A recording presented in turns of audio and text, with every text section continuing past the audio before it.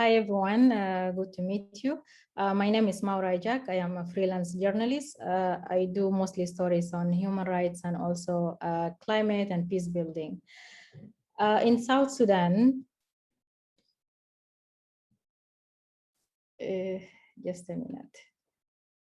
Okay. In South Sudan, we had experienced floods last year. Some of the other areas in Greater Upper Nile region, it had never experienced such floods before. There was no rain, but the water level in the rivers, in the river Nile, it was just overflowing. Climate impact in South Sudan. South Sudan has experienced multiple conflicts after it gained its independence in 2011. The consequences of war and climate change has had catastrophic effects on people's livelihoods. At our 10-year anniversary of independence, this is, I'm on the second slide, Martha. Yeah. At our 10-year anniversary, okay, sorry. At our 10-year anniversary of independence, this is the status of the country living with the impact of climate change and the aftermath of military conflict, which it was in 2013 and 2016. Next slide.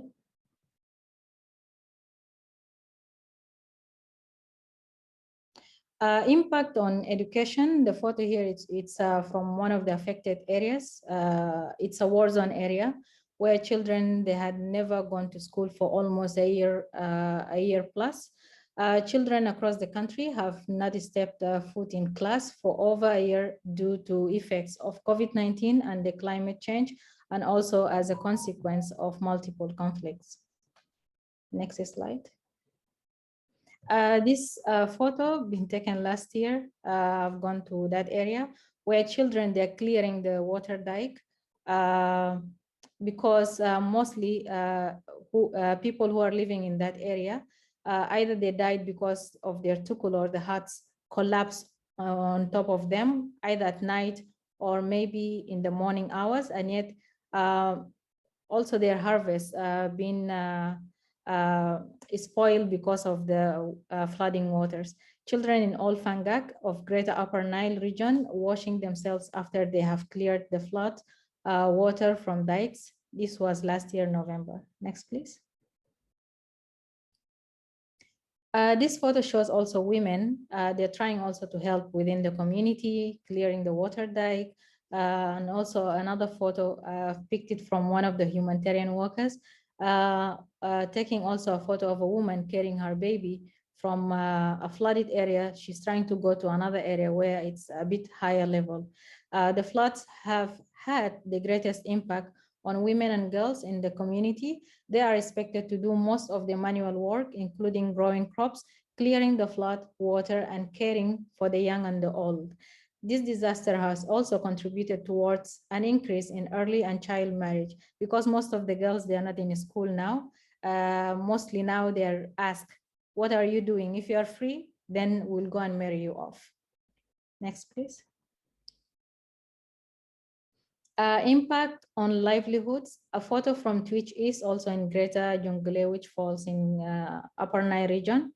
The floods have reduced foods for livestock to the point where many cattle are dying and cattle herders are migrating with the herds to other parts of the country, causing conflict with agriculturalists. Like now here in the capital, we have also a lot of people who migrated from the affected areas all the way to the capital, and where some people also had issues of the lands and where to host them. Next, please. This one shows the role of youth. They're trying to build up a water dike also and to clear some of the other affected areas.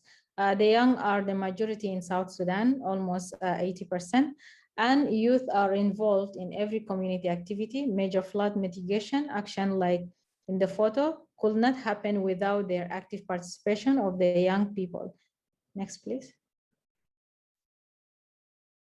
Dependence on firewood. A photo from a training center for the necessary unified forces.